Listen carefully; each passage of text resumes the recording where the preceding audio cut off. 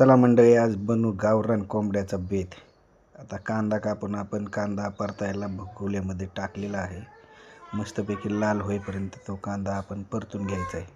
त्याच्यानंतर कोथिंबीर, आलं, लसूण, खोबरं, वल्ला नारळ टाकला आहे आणि त्या आपण हे बऱ्याच वेळ मॅरिनेट केलेलं हळद आणि मीठ लावलेलं चिकन कोंबड्याचं ती.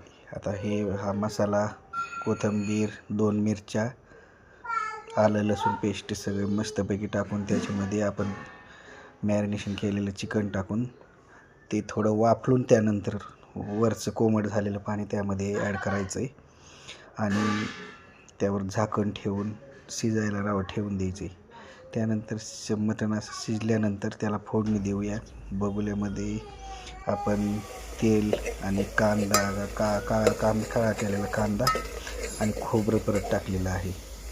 त्यामध्ये आपण ॲड केलेला आहे घरचा मसाला, त्यानंतर मटण मसाला, कांदा लसूण मसाला आणि धना पावडर. एवढेच मसाले आपण वापरलेले आहेत आणि ते पण थोड्या प्रमाणात, कारण आपला घरचा काळा मसाला चांगला असतो.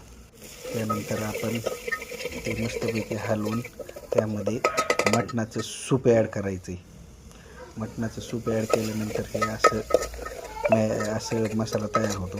त्यानंतर थोड्या वेळ त्याला स्लो चुलीवर थोडं हे करून शिजवून त्यानंतर त्यात आपण घरगुती तयार केलेलं इसूर त्या